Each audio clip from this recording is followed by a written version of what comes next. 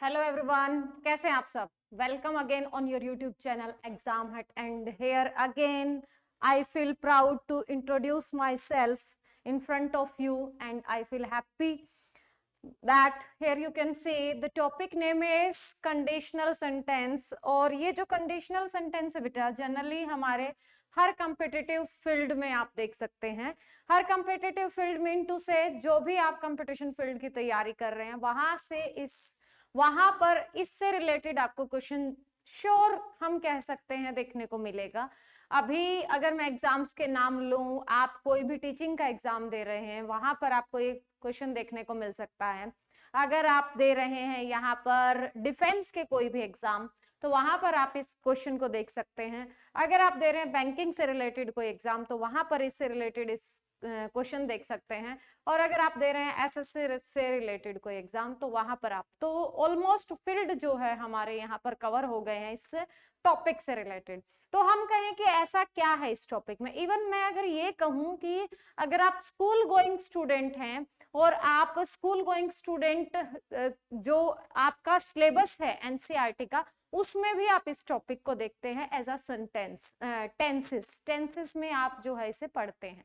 तो ऐसा क्या टॉपिक है, देखो जिस स्टूडेंट का बेस ऑलरेडी क्या है स्ट्रॉन्ग है वो इससे फेमिलियर होगा, लेकिन जिसका बेस जो है वो स्ट्रॉन्ग नहीं है वो इस टॉपिक से कनेक्ट नहीं कर पाएगा टेंस के थ्रू, क्योंकि नाम सेंटेंस है और हम बात टेंस की कर रहे हैं। तो यहाँ पर बेटा ये जो पार्ट है हमारा 2 से 3 चीजों को कैरी करेगा। और इम्पोर्टेंट इसलिए बोल रही हूं क्योंकि यहाँ से क्वेश्चंस जो है आपको वो मॉडल ऑक्सिलरी वर्ब के टाइप में भी दे सकता है, वो फिलअप में भी दे सकता है, वो एरर में भी दे सकता है और वर्ब में भी। 4 टॉपिक जो हैं आपके इससे कवर होंगे। मतलब इस क्वेश्चन पर बेस्ड आपसे टेंस से रिलेटेड क्वेश्चन पूछा जा सकता है, मॉडल ऑक्सिलरी वर्ब से रिलेटेड क्वेश्चन पूछा जा सकता है, एरर बेस्ड क्वेश्चन यहां से पूछा जा सकता है एंड क्लोज बेस्ड क्वेश्चन आपसे यहाँ पूछा जा सकता है। So now we start the topic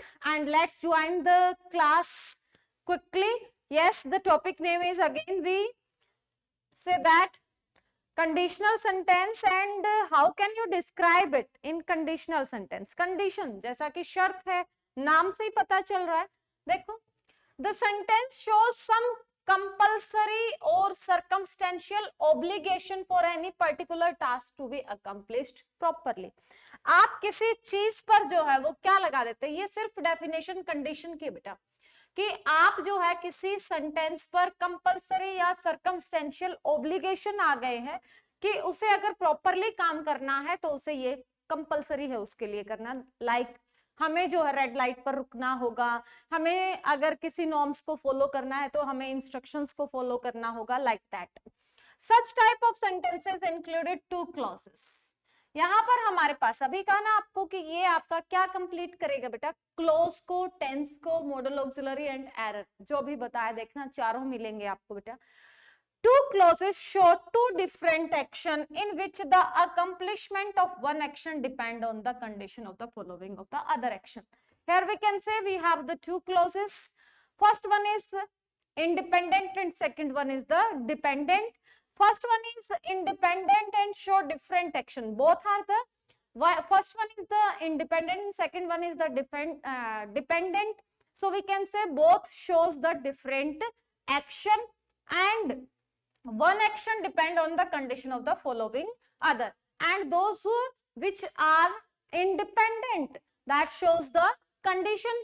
जो आपका इंडिपेंडेंट है वो क्या शो करेगा आपके लिए, कंडीशन शो करेगा, ताकि आप उस कंडीशन को क्लियर करके क्या हो जाए भाई, आप अपने रूल को फॉलो कर सके। The conditional clause is an adverbial clause containing words phrase like unless, until, provided that, on that, as long as, so long, in case, etcetera. Yes बेटा देखो क्या है कहानी, एक सिंपल सी कहानी है। सेंटेंस है और हमारा जो सेंटेंस होता है, सेंटेंस जो है वो हमारा क्या होता है, ग्रुप ऑफ वर्ड्स होता है।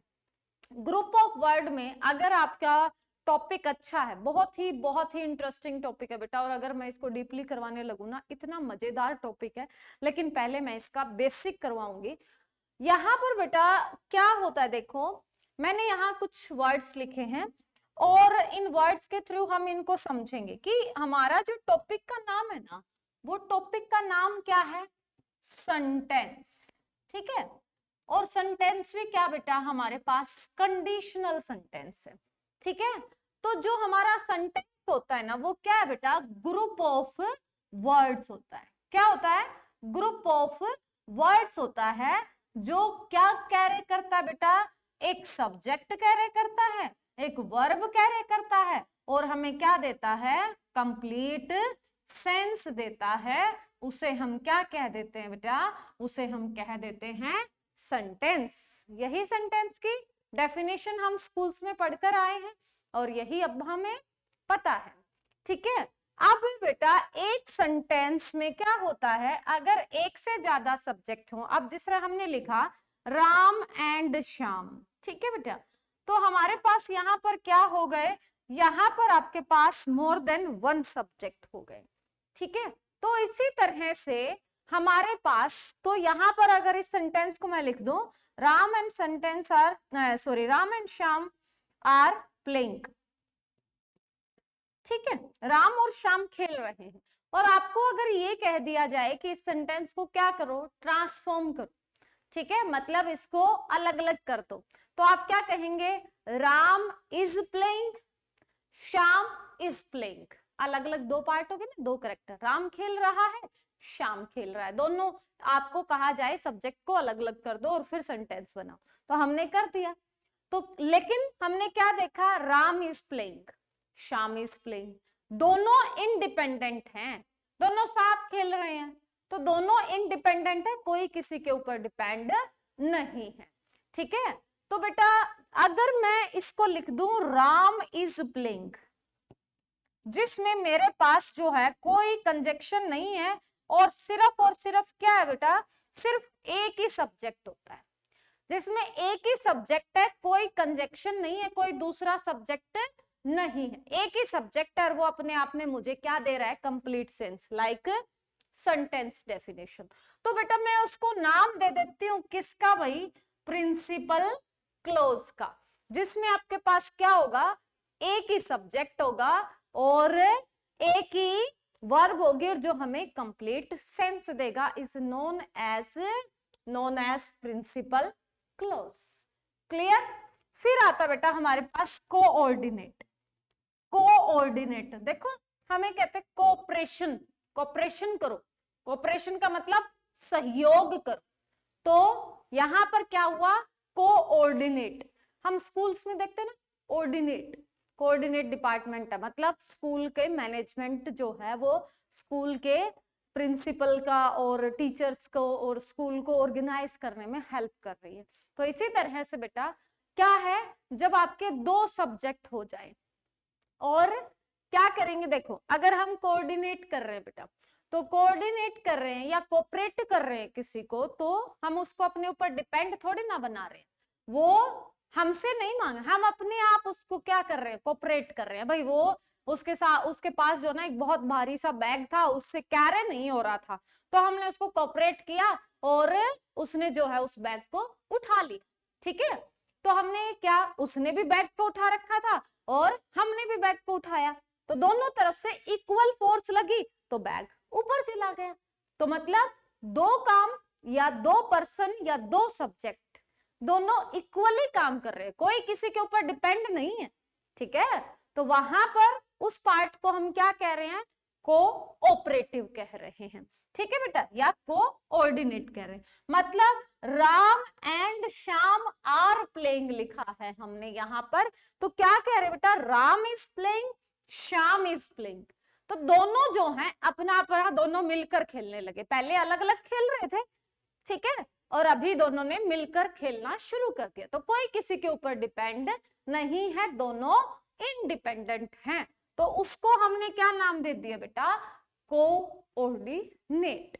ठीक है, यहां पर जो खेल होता है, ये बिल्कुल बेसिक है बेटा। आपको कैसे पता चले कौन सा डिपेंडेंट है कौन सा इंडिपेंडेंट है? All these are depend on the conjunctions. Conjunctions होती हैं, आपको प्रिंसिपल क्लॉज में कोई कंजक्शन नहीं मिलेगी। जिस भी पार्ट में कंजक्शन नहीं है, it is known as principal clause and it's known as independent. क्योंकि स्कूल का प्रिंसिपल किसी के ऊपर डिपेंड नहीं है ना, ये क्या है? इंडिपेंडेंट है आपका, ठीक है। फिर जो है वो क्या है आपका?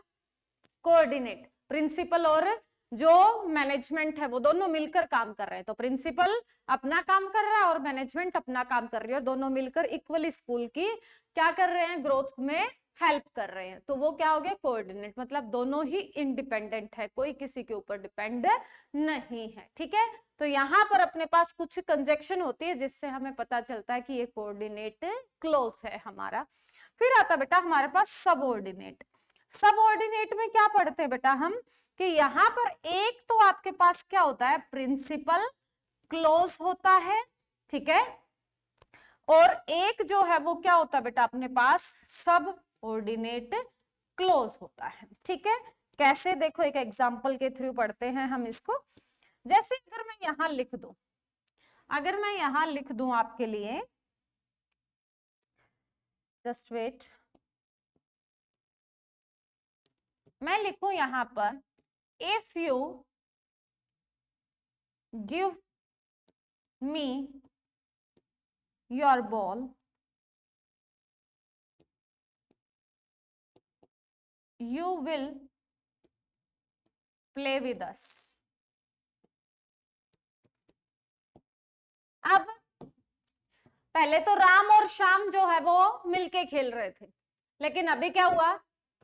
क्या हुआ भाई? कोई तीसरा आ गया और तीसरा कह रहा है मुझे भी खिला लो। उसके पास कोई बॉल है, आप क्या कर रहे हो?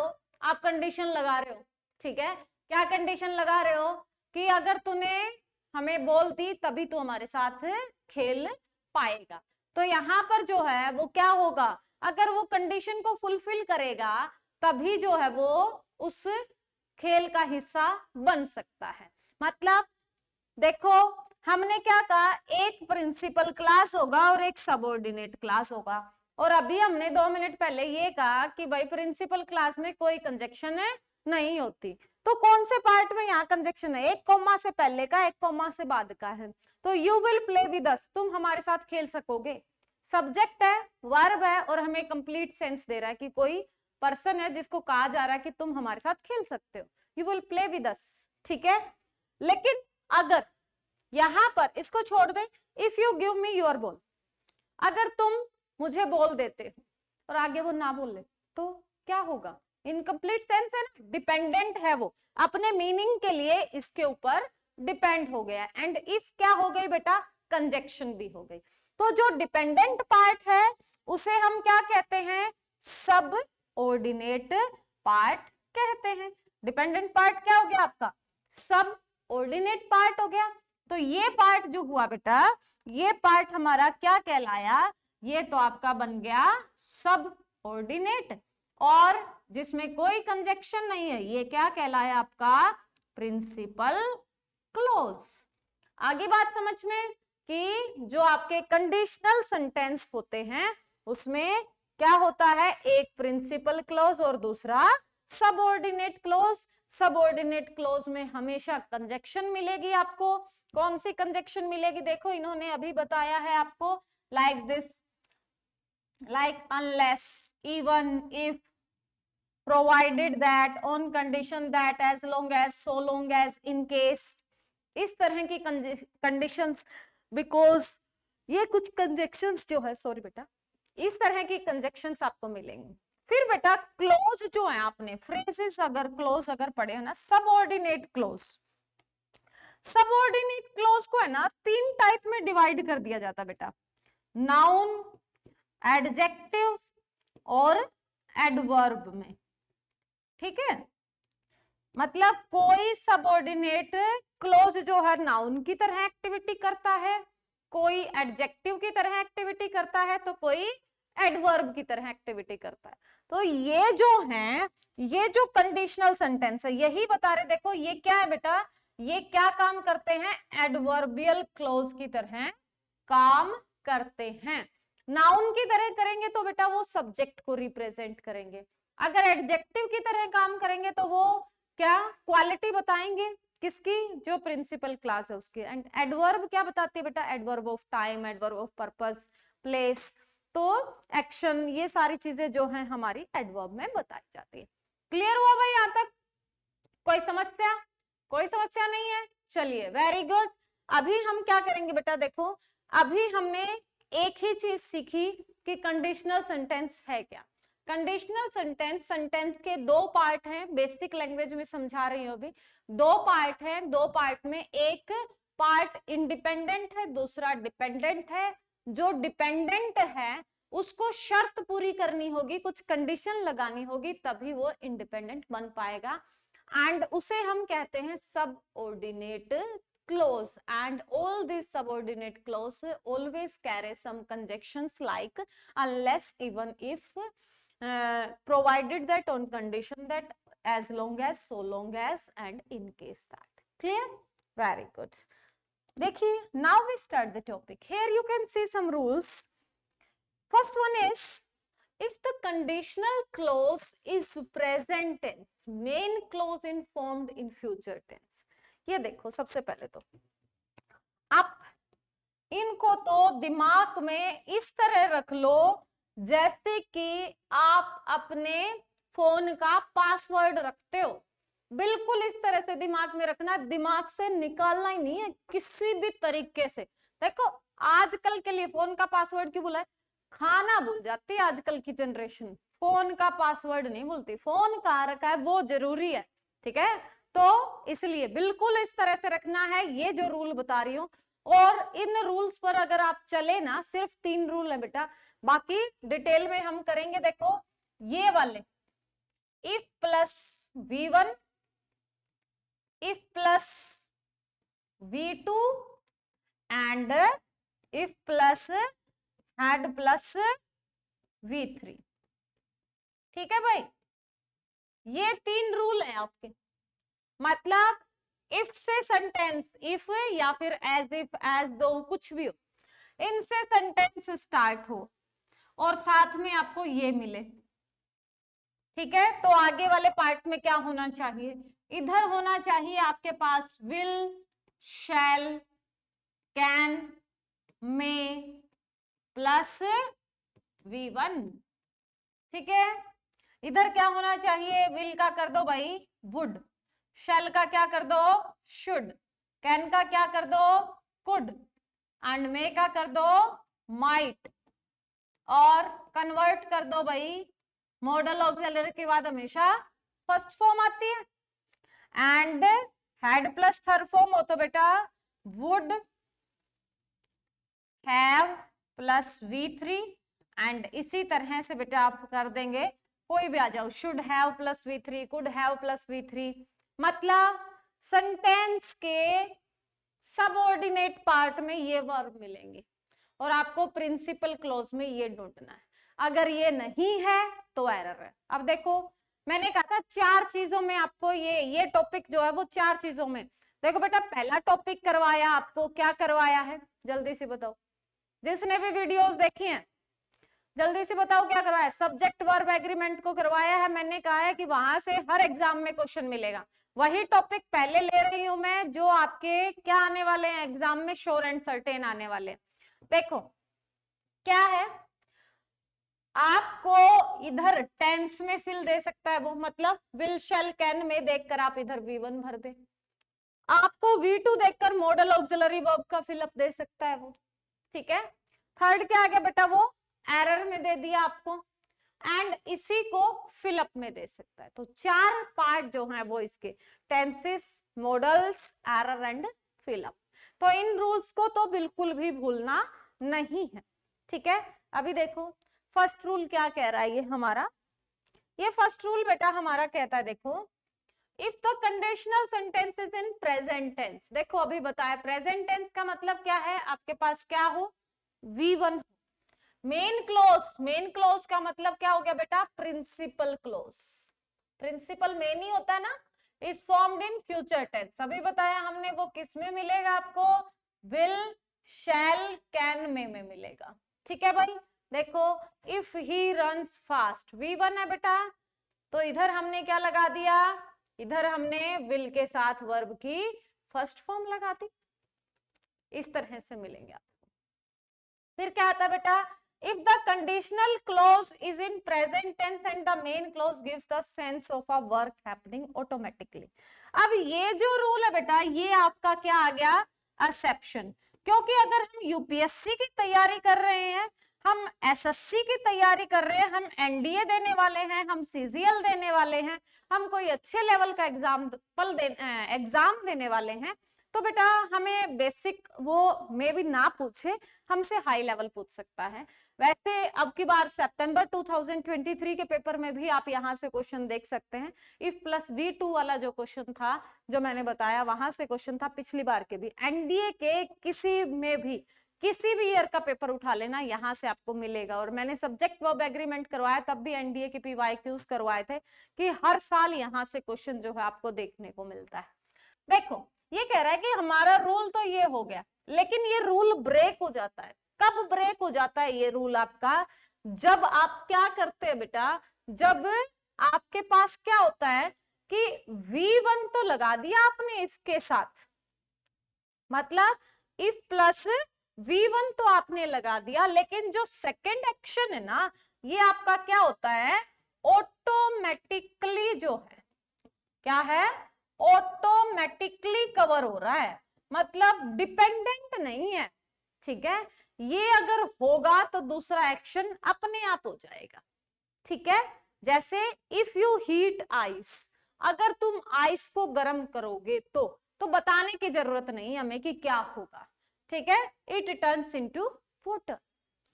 इफ यू बॉयल वाटर, अगर तुम पानी गर्म करते, हमें पता है वो भाप बनकर क्या हो जाएगा, उबल जाएगा।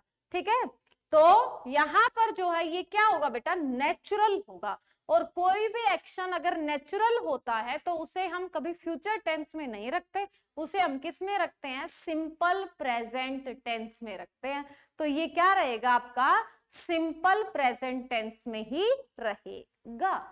कैसे समझे इसको, कि भाई अगर यहाँ पर अगर तुम तेज भागते हो तो वो कोई नेचुरल नहीं है ना, तेज भागता है, लेकिन हो सकता है उससे कोई दूसरा भी तेज भागने वाला, तो जीते ना जीते श्योरिटी तो नहीं है। हम तो सिर्फ उसको क्या कह सकते हैं, हाँ भाई तुम जीत सकते हो, you will reach in time, तुम समय से पहुंच सकते हो। ठीक है, तो यहाँ पर हमने क्या देखा, कोई नेचुरल एक्शन नहीं है, फर्स्ट पार्ट कोई नेचुरल एक्शन नहीं है, इसलिए हमने सेकंड पार्ट में क्या लगाया, विल शैल लगाया। लेकिन ये कह रहे हैं कि अगर आपका कंडीशनल सेंटेंस क्या लगा रहा है, सिंपल प्रेजेंट तो यूज कर रहा है, लेकिन सिंपल प्रेजेंट में वो नेचर से रिलेटेड नेचुरल या साइंटिफिक ट्रूथ या कोई हिस्टोरिकल हैबिचुअल एक्शन या ऐसी कुछ दिखा रहा है कि सेकंड एक्शन उससे अपने आप ऑटोमेटिक हमें समझ आ रहा है, तो वहां सेकंड पार्ट में हम विल शैल यूज ना करके क्या यूज करेंगे, हम वर्ब की फर्स्ट फॉर्म को ही कंसीडर करेंगे। ठीक है भाई, इंपॉर्टेंट है भाई, ये ध्यान रखना प्लीज। नेक्स्ट क्या कहता है बेटा हमारे पास, नेक्स्ट जो पॉइंट है आपका वो हमें बताता है यहाँ पर, the construction of if plus present continuous shows future agreement. अब ये कह रहा है कि हमने इफ प्लस, हम यहाँ पर अभी तक V1 लगा रहे थे, लेकिन हम जो है इफ के साथ क्या यूज कर सकते हैं, is am are plus V1 plus ING भी यूज कर सकते हैं। ठीक है, मतलब V1 के साथ V1 यूज ना करके कॉन्टिन्यूअस टेंस भी यूज किया जा सकता है। वो क्या दिखाएगा बेटा, वो फ्यूचर एग्रीमेंट दिखाएगा। If you are waiting for a taxi you had better to go there, you have, if you are looking for Raju you may find him in park, if you are going to purchase a car I will ask।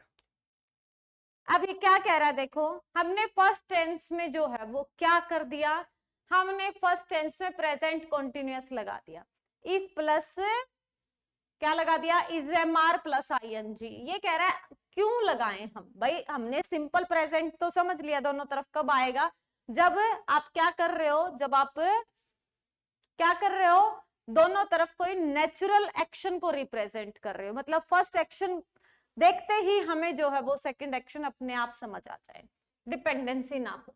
तो यहां पर ये कह रहे हैं future agreement. यहां पर आप जब सिंपल प्रेजेंट कॉन्टिन्यूअस को देखोगे तो आपको फ्यूचर एग्रीमेंट समझ में आए। If you are going to purchase a car, ठीक है, अगर तुम कार परचेज करना चाहते हो, आई विल आस्क, मैं पूछ दूंगा, ठीक है, मतलब वो फ्यूचर के लिए बोल रहा है। If you are looking for Raju, अगर तुम राजू को ढूंढ रहे हो, you may find him in park, तुम उसे पार्क में ढूंढ सकते हो।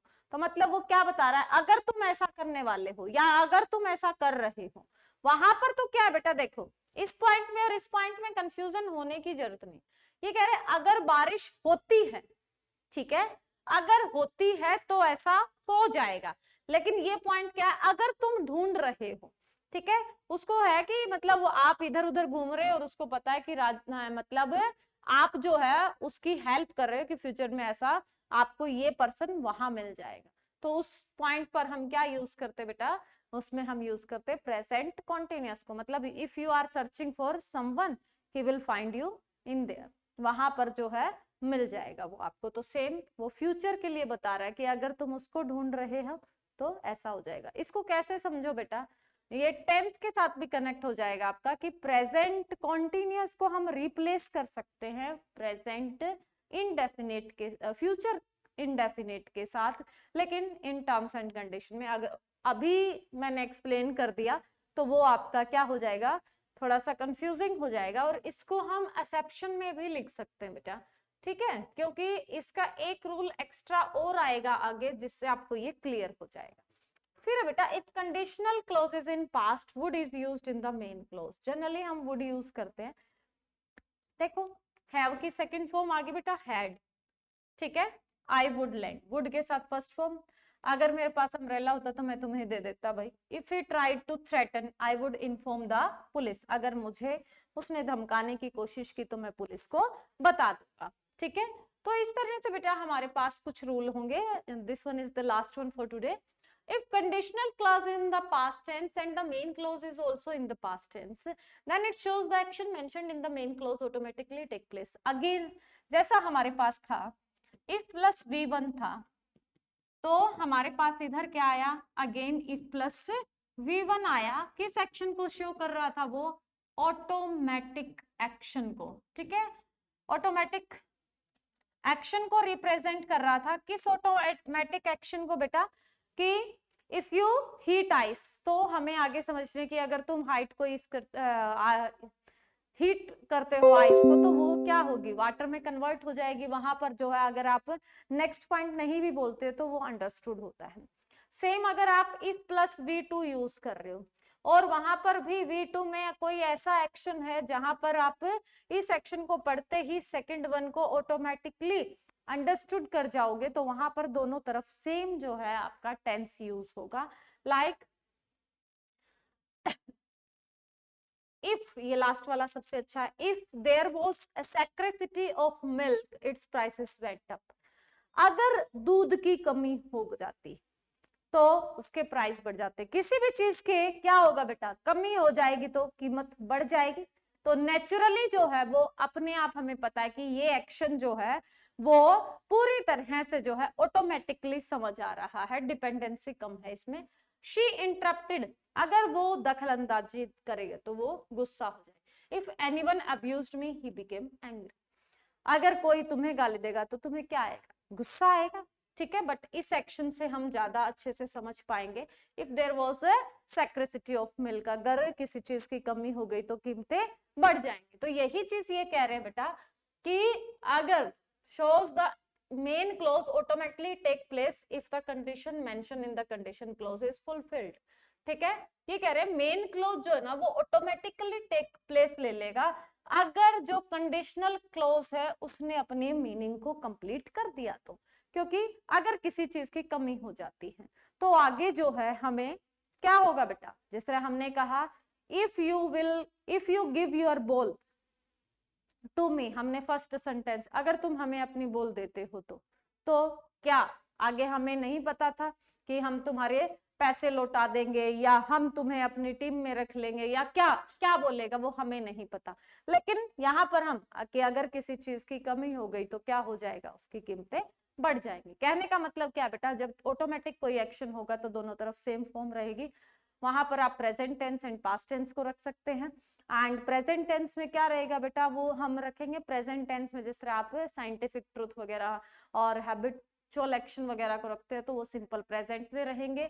अदरवाइज हमारी कंडीशनल सेंटेंसेस चलते हैं कि conditional sentence if plus V1 लेगा तो यू विल शैल कैन में, एंड इफ प्लस V2 है तो वुड शुड कुड माइट।